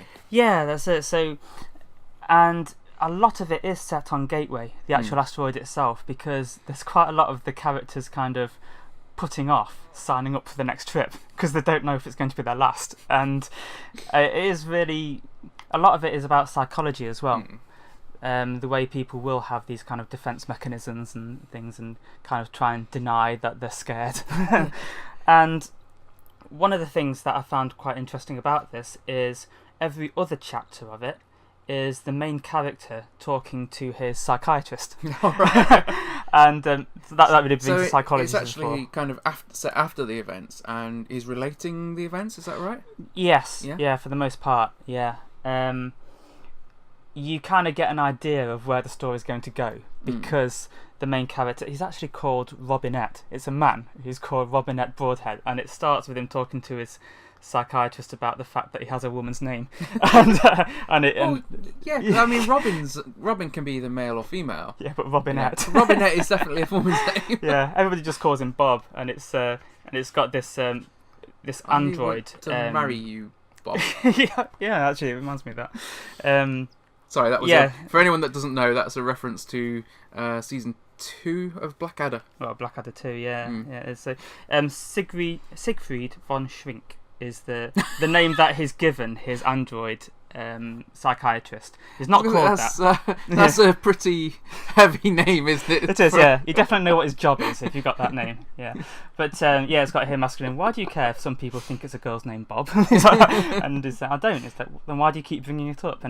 And you can really tell that Bob really gets annoyed at this android throughout the book. And well, I think I'd just be annoyed by the fact that it's a robotic shrink called Siegfried von Schrink. Well, like I say, it's not called that. Bob calls it that. Yeah. It hasn't got a name, so it's not quite so bad. But yeah, the fact that Bob is having these psychiatric sessions, it's because he's been able to pay for what they call full medical. So basically he's paid so much insurance he can get all the medical treatment he wants, which will basically mean he can live indefinitely, like through gene therapy, stuff like that. So sounds pretty sweet. Yeah, so you kind of know that at some point he struck it big. Yeah. On Gateway, but also it messed him up quite a lot. Like whatever happened to him, and he has a lot of guilt that he's kind of running away from, and most of it is this robot trying to bring it out for him. But he's such a great character, Bob. Well, I say great. He's amusing, and Paul's writing is very witty. There's a lot of adverts in the book, which for the most part are funny. Like you'll kind of be you'll be reading a chapter, and then suddenly there's a whole page that's just like the classifieds. And it can be for some pretty weird things, like people looking for a girlfriend back on Earth and asking if anybody's got any daughters there. It's just, you kind of get the impression that people there are a little bit eccentric. And later on in the book, you get to, instead of adverts, there'll be entire pages which are conversations between a teacher and the students on like astronomy. And does that tie into the main story, or is that just like the classifieds? Is that something just It seems kind of extra. It's like a little bit like the fluff that goes around with it. But then later on in the story, Robinette, he mentions that he tried loads of different ways to kind of take his mind off what he was going through, and the fact that his name was Robinette. Yeah, that's the least of his problems by the end of this. But yeah, he ends up signing up for these classes, and you kind of realise that these pages that you've been looking at throughout the book are actually him at the classes, and you can sometimes tell that he's disrupting the class as well because the teacher's getting a bit annoyed. So yeah, you end up being very immersed in this, and even though the space travel itself is quite limited because most of the people are understandably quite scared to actually get in the ships and go, you do feel very much like it's kind of a coherent sci-fi world that you're in, particularly in the solar system. When they are actually on the ships, there's just something, you realise how difficult it is even when they're actually travelling, because the ships are quite small and they have to keep all the alien equipment on there. They call the aliens that built the ships the Heechee. They don't know much about them at all, and there's a lot of Heechee equipment on the ships with them, and they've tried removing them before, and sometimes the ship has just exploded. So they've decided just to leave everything where it is, but that means that all their supplies, like the humans need, have to fit around all this stuff. So you can only take so many rations and things like that. That reminds me a bit of, because I've been watching Stargate recently. Yeah. And there's loads of scenes with like Goa'uld ships or Tok'ra ships, even Asgard, that you have all the Asgard stuff, and then you've got piles and piles of supplies that they've had to bring along in massive cases and trunks and stuff, just sort of stuff like that. dotted around in random places. Yeah, you realise how much they need. Yeah. Yeah, so if you were to go on especially a trip that you don't know how long it's going to take, and that is the bit that I found quite scary. Sometimes people are back like within a few days, and it turns out they've only gone to like Barnard's world, or Barnard's star, or like Alpha Centauri, something like that. Yeah. Sometimes it could have been across the galaxy, and there's been times when you can kind of tell when you're at the halfway point of your trip, when you're on the ships, because there's a slight gravity pull when you're on it, and when you reach the halfway point, there's a thing on the ship that glows, and then gravity shifts slightly the other way. And when there was a chapter where they're actually heading out, and for the first couple of weeks they're kind of getting on okay, and then when it gets to like the third week, they're all starting to get a bit ratty with each other because everybody's just worried, like, how long is this going to be? Yeah, and is it going to be something we can survive? Because if it gets to the 90th day, something like that, if you haven't changed your gravity at that point, then none of you are going to survive. The amount of supplies they can carry on the ship. That's it. The amount of supplies. Yeah, because if it gets to 90 days, then it's going to be that long again at least before you stop, and then you have to make the return trip as well. So essentially, once you hit that mark, if you've passed a quarter of your supplies, then you've got a problem. You need to start rationing. And even in the weeks before that, like, that's the point where even rationing won't help. But before that, you're thinking about you're going to have to be like drawing lots, stuff like that. And who's going to get eaten? Well, basically, who's going to voluntarily stop eating? Who's going to take a little walk in space? Yeah, that's it. Yeah, that could be some time. Yeah. So, yeah, I found things like that very interesting because you kind of really feel like you're in their shoes, and you realise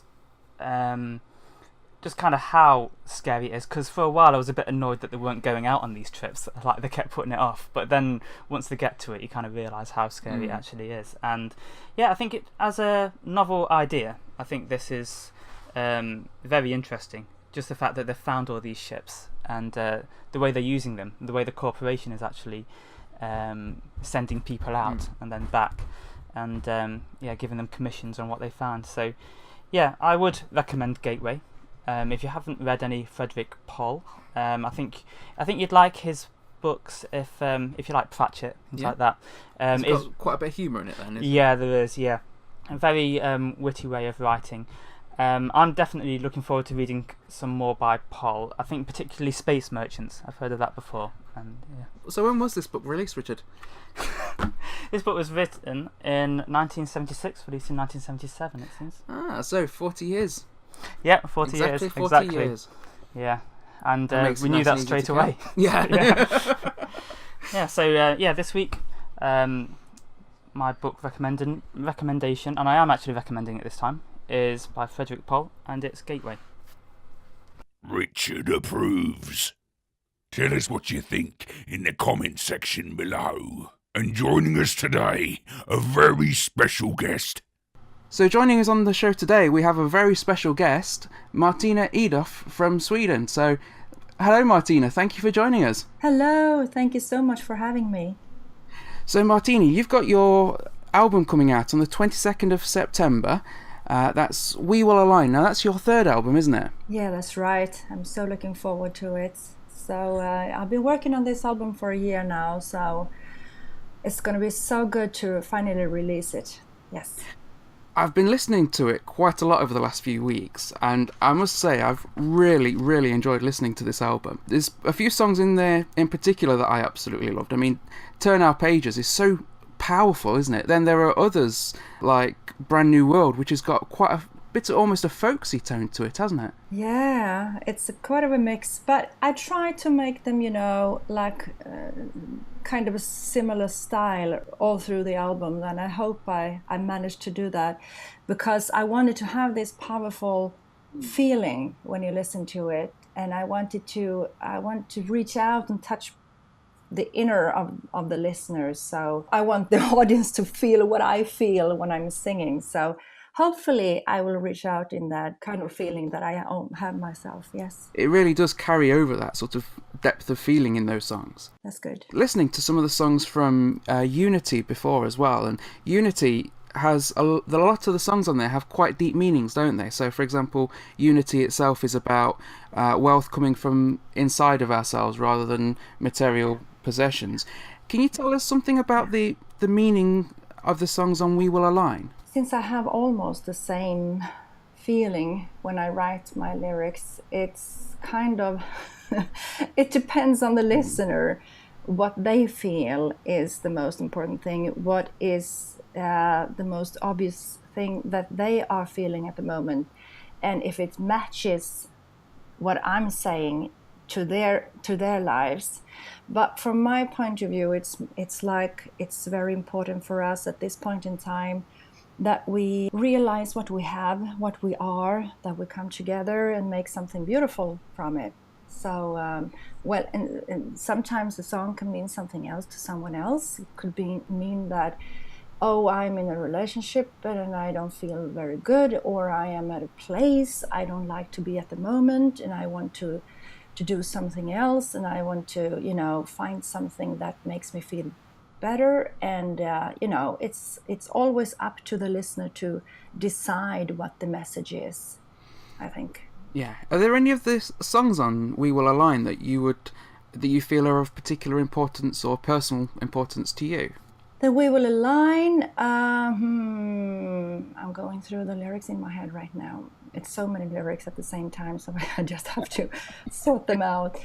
Yeah, it's a good thing to just have this, I wanted to share this feeling that, sometimes people can feel alone by themselves. Sometimes it could be like a message like if we are feeling like we want to have a change for the better. We are so many people who feel the same way, And if we just realize that, if we align, we can make things better together. I think that sort of feeling comes through, particularly on songs like Brand New World, doesn't it?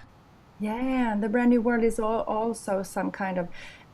but I wanted to point in A Brand New World that the strongest force ever is actually, like I sing in this song, in the Brand New World, is love. And I don't speak about the love between, the loved ones. I mean, the whole, it's kind of deep, this, but, love is universal. And if you know the force of love, you can move mountains. So it's like and you feel, and I wanted to show it too in the kind of style of the music. It's kind of symphonic feeling over it. So as I like that kind of music too very much, symphonic music, I wanted to share this feeling of grand, big, universal, worldwide, feeling of in a bigger scale.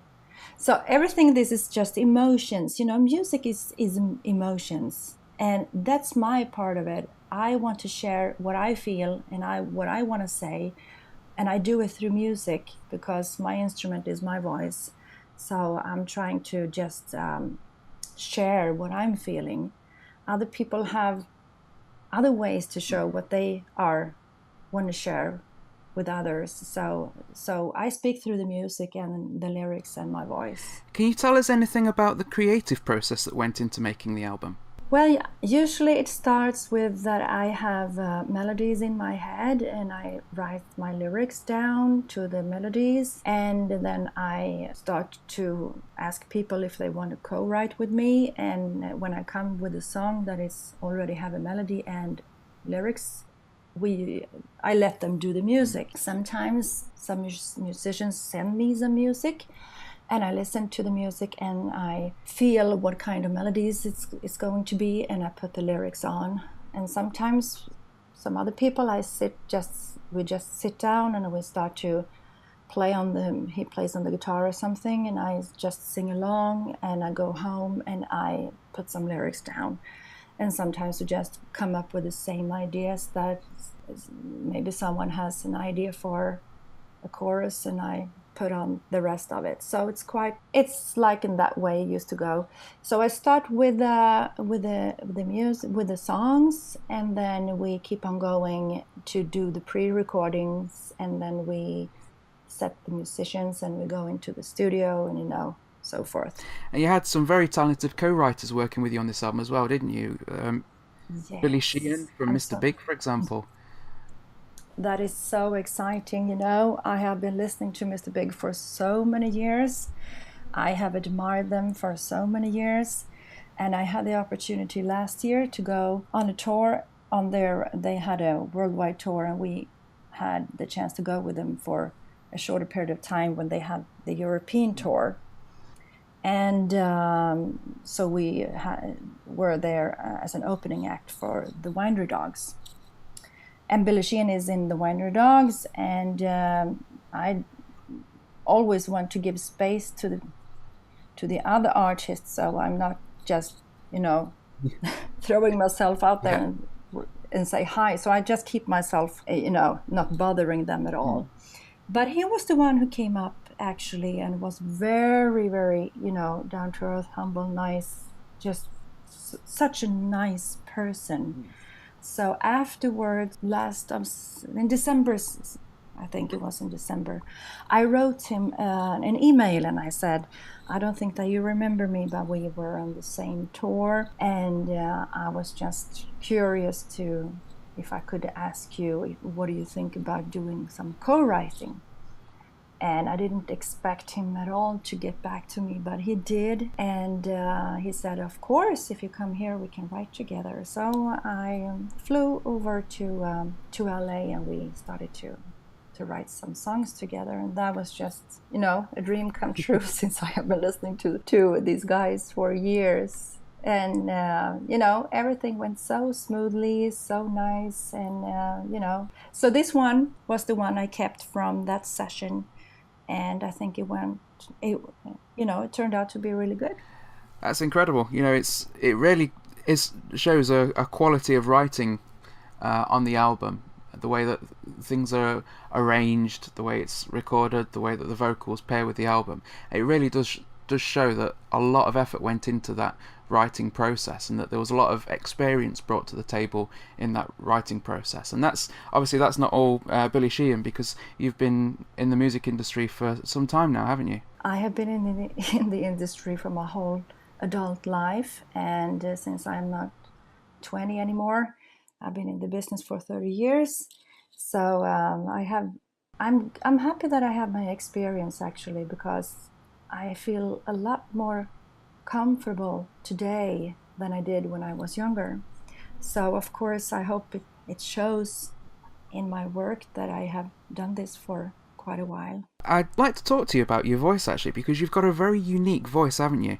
I was trying to explain to somebody a few days ago what your voice sounds like. It was very difficult to sort of categorize, because you've got like the power of someone like Ty Turunen or Shania Twain, but also you have a very bluesy element to your voice, someone like artists like Jesse Galante, but you bring this entire uniqueness to it that's all Martina. And listening to your previous albums, it does seem like your voice has grown more powerful on this album. Yes, I think it's depending more of what kind of songs that I'm singing. My first album, I had the chance to do an album. I was just told that a friend of mine told me, do you want to do an album? Of course I want to. I want to do it immediately. And I took all my old songs that I had just to put together the first album. And then these songs that I have on my first album is a little bit more, a little softer, maybe you can call them. It's still rock music, or maybe it's a little bit more pop rock, or even a slash of country in it. So when I decided that I wanted to go exactly the way I wanted to, like I do on the previous one or on this one, it's more into what I want to do today. And maybe it sounds a little bit stronger now because the music is a little bit heavier. It definitely does feel like it's a heavier album. Although it has got some very folksy songs, quite not necessarily metal, but not as heavy. The first couple of songs on the album are quite heavy, but then you've got others like Face the Mirror, which seems like it's a rock song, but it seems like it's built to showcase your voice. Your entire vocal range seems to come through on Face the Mirror.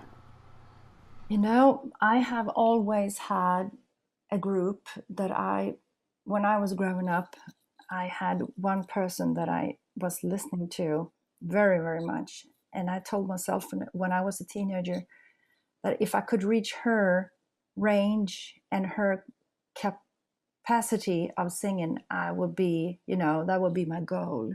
I don't know if I have done that yet, but that was my, main goal when I was a teenager. And the person I'm talking about is Ann Wilson of Heart. So I said, if I'm going to do a softer song, like a ballad like this, I wanted to do something that sounded a little bit like Heart. So that was my main thought when I wrote Face the Mirror. Funnily enough, when I was listening to that, it did put me in mind of Ann Wilson, so I think you can say you've achieved your goal there. Oh, thank you. One of the things I wanted to ask you actually was, who was your main musical influence, and where do you feel that most strongly comes through on We Will Align? But it sounds like you've just answered that question for me. Yeah, I've had others as well, but I think that Ann Wilson was my biggest role model when I was a teenager. But since I have always listened to singers who has extraordinary voices, I can name a few others. Freddie Mercury, David Coverdale, even, Celine Dion, and all these kind of voices that have this amazingly range. Other as well who has this feeling in the way that they are singing. I really admire people who can play around with their voices. When I was listening to the album last week, and my wife was here with me, and she listened, and she thought you sounded at times like Cher. Yeah, I know. I've heard that so many times. One of the things I wanted to ask you is, as well as being a singer, you're also a life coach, aren't you? Yes, I am. Does that feed in any way into your new album? I think it's a part of me. I have always been that kind of person who people like to reach out to in moments of their life when they need someone to talk to. I have been that kind of person my whole life. I decided to take this education and become a life coach. Since I got this education, I got it on paper, but I have had this kind of skill. It goes within everything you do. And even if I write some lyrics for my music, I think it shows a little bit inside there as well, because it's kind of a part of me. I like to share things with people that I think is important. And if I get a chance to get somebody to feel better, I feel a lot better to myself if I can just give something to somebody else who will gain from it. That's the kind of feeling that I get from being a life coach and sometimes writing lyrics. So I think it sometimes goes hand in hand in a way. I was going to say, do you think, because life coaching is also about helping people to reach their goals, isn't it? Do you think music can give people that same sort of empowerment? Yeah, sometimes people are seeking comfort when they are listening to music. If somebody is feeling sad or down or anything, and they just put on some music and just start to listen, sometimes you can feel something or hear something in there that speaks to you because you needed to hear that at that moment. And sometimes it can help somebody feeling better.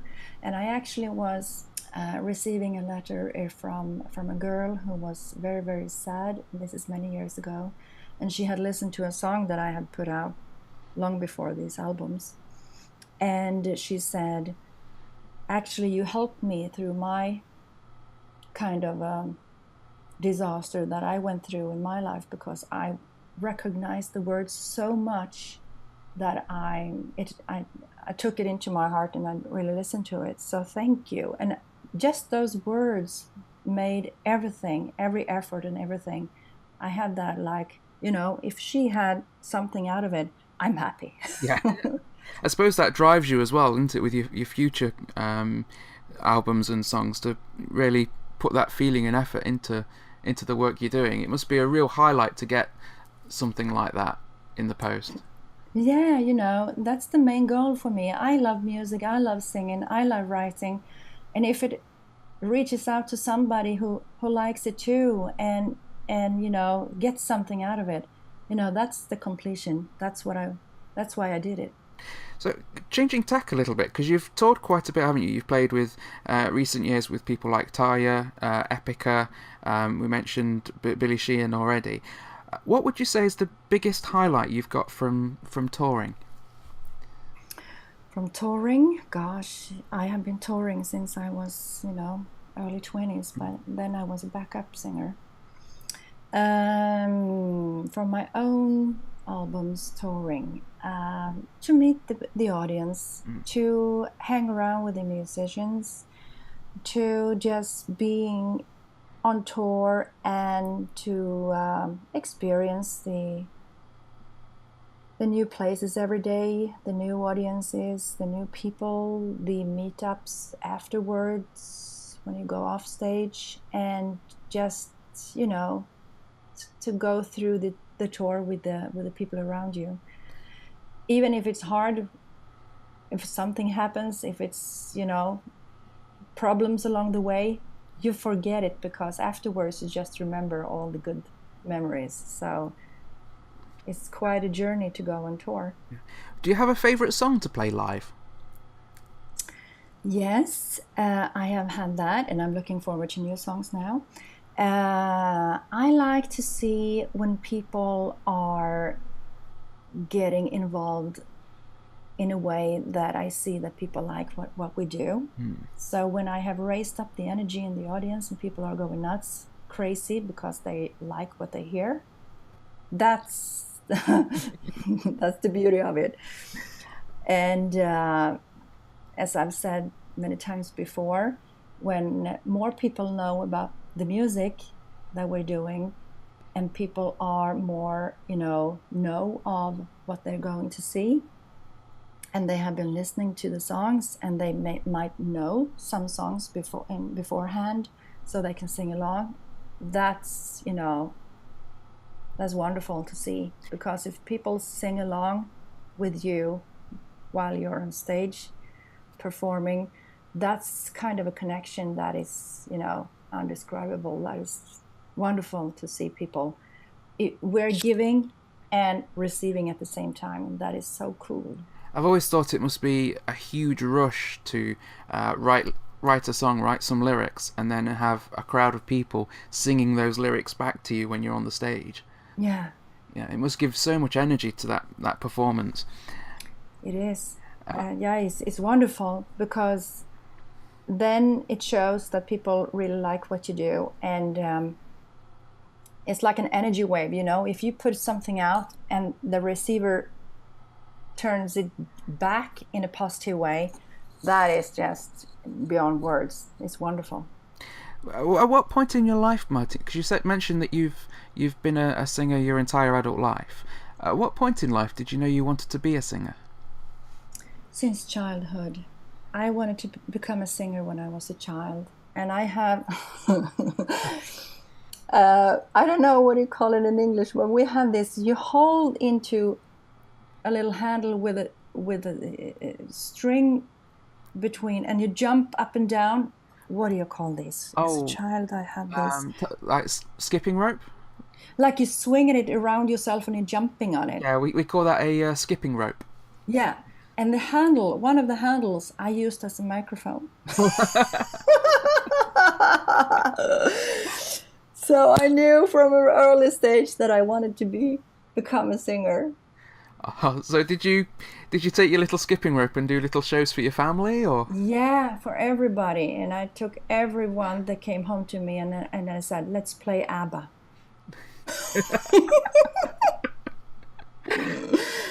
Oh, can you imagine that must have been a lot of fun? Yeah. It was all about the music every time. But so it's nice that that's something that you've been able to reach, because I think a lot of people when they're young, they think, oh, I'd love to be a musician, or I'd love to be a singer, but life doesn't always work out that way. So what would you say to any young people listening who have that same goal, that same dream to be a singer or another type of musician? Just stick to it. If you have this urge and this determination that you absolutely know what you want to do in your life, just stick with that feeling and be determined the whole way. Even if somebody tells you along the way, no, it's not good for you, you should be doing this or that, just go with that inner feeling that says that I know what I want to do and I'm going to do it. That's incredible. Now, I didn't actually get to see this because I was unwell at the time, but you played my hometown last year in Nottingham. Oh, yeah. What did you think of my hometown? Wonderful, wonderful. Really, I would love to come back. We were there for a few days, and I really, really liked that place. Yes. So it was for the Rockingham Festival, wasn't it? You were on the Sunday, is that right? Yeah, it was Rockingham. Wonderful audience, wonderful place. Everything was so good arranged, and I would love to come back. Yes. That's great. We'd love to have you back, and hopefully I can get to see you that time. Yeah. So, is there any chance of us seeing you in the UK soon? Yes, we're working on a tour. I think it's almost set and done, and we're going to go to the UK in October, so it's quite soon. Okay, so where can we get the details of that? Will that be coming out through your website, through Facebook? Yeah, Facebook first of all. Not the private one, the other one that only says my name on it. There is all the information, and I think it should be up soon, or if it hasn't already been, the dates on the UK tour. Yeah. So what songs are you from We Will Align, do you think, that you're really looking forward to bringing with you on the tour? I'm going to play the new songs. I don't know if we're doing the whole album, but hopefully we'll see. We haven't started to plan that yet, but a lot of songs from the new album, of course. And I really like to sing, and I really like the song Turn of Pages. So that's one song that I'm really looking forward to perform. That's good, because that's the one I really want to see live as well. Yeah. That's great. Well, thank you so much, Martina, for talking to us today. Thank you so much. Before you go, is there anything you'd like to say to your fans here in the UK? Yes. I really want you to, if you have been thinking about maybe I should go, and you're not sure, I want you to go, really, because I want to see you, I want to sing for you, I want to sing with you, and I want to make an extraordinary night together with some music, because sometimes when people ask you, are you going to go and watch that artist performing over there, and they say, maybe, I don't know. But if you go, I promise we'll do our best to make this night special for you. So I really want people to go out and see people who comes to touring, that the audience comes there. It's much more fun. And bring the energy. Yeah, absolutely. Brilliant. Well, thank you so much for talking to us today, Martina. We can't wait to see you on tour. Thank you so much for having me on your show. Give us a thumbs up. Thank you for joining us for episode 14 of Meddlesome Meeples, and that was a dark episode. That was a dark episode, but we're okay. We came out on the other side. We want to say a big thank you to Martina Edoff and her management for making this interview happen with us.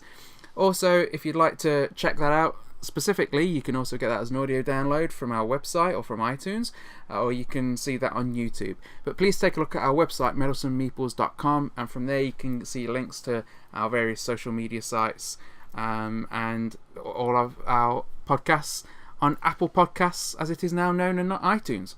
Okay, great. So what we're going to be, so next time, come back, where one of the main, well, not the main thing, but one of the things that we're going to, one of the things we've actually decided on, at least. Yeah. I mean, everything else is uncertain, but we're going to be talking about bears versus babies. That's not dark. We're trying to get it lighter by increments, but we can't go all at once. So it's going to be bear versus babies, and I think this is a really cool box. That so is we just cool. need to have this here.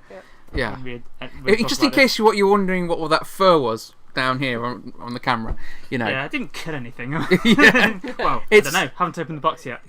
It's not real fur. We'll say that it's not real fur. As far as we know. As far as we know. But I wasn't there when it was made, so who knows? I mean, it looks more lifelike than Donald Trump's hair. It looks like a tribble's been political. butchered. I know it's not really political, but it does look, yeah. It does, it's triple colour. The room could be full of these by next week. No, there's something inside to stop that happening. Right. So join us next time, where one of the things we'll be talking about is bears versus babies. We don't know what else will be the subject, but it is possible that you might see the Emperor, after he's been bitch-slapped by the God Emperor of Mankind, back for a battle with Magneto. Oh wow, yes. That is another option for our Tiny Meeples Big Talk, isn't it? That's because we did need to. Yeah, we've got so many big questions to talk about, haven't we? We've got several that we're planning to bring to you over the next few weeks, and that's probably the next one. So please check out our websites and come back and say hi. Hi. And goodbye. Goodbye. Farewell, Quester, and thanks for joining us. If you wish to avoid the wrath of Greyskarn The Black, then subscribe to our show before you depart. Our fortress is located at meddlesomemeeples.com, or join our banners by rendezvousing with us at facebook.com/meddlesomemeeples, instagram.com/the Meddlesome Meeples, or follow the flight of the mountain bluebird to @Meddlesome Meeples. Until next time, Quester, farewell, and keep thine axe sharp.